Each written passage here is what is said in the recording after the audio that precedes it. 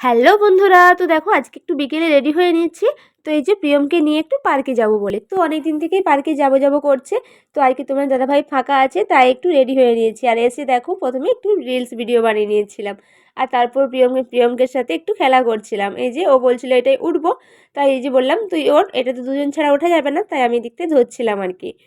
আর তারপর দেখো সন্ধ্যা হয়ে গেছে, পার্ক থেকে চলে এসেছি। বাড়ি যাবার পথে এই যে তোমার দাদাভাই বললো এখানে নাকি ভালো দই ফুচকা বানায়, তাই এই যে দই ফুচকা বানাতে বললাম। আর এই যে প্রিয়ম তো ফুচকা খেতে আসলে ও তো শুকনো ফুচকা খাবে, তো ওই শুকনো ফুচকা দিয়ে এই যে তার অপেক্ষা করছিলাম দই ফুচকার জন্য। তারপরে যে দই ফুচকা দিয়ে দিয়েছি, আর দই ফুচকাটা এত সুন্দর টেস্ট ছিল যে কি আর বলবো, সে একদম সেই ব্যাপার একটা।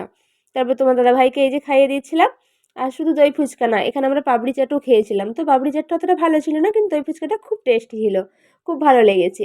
আর তারপর বাড়ি যাওয়ার পথে মাম্মিজির জন্য কিছু ফুচকা নিয়ে নিলাম। তো তারপর বাড়ি চলে আসলাম। ভিডিওটা তোমাদের কেমন লাগলো অবশ্যই জানাবে। Tata, by.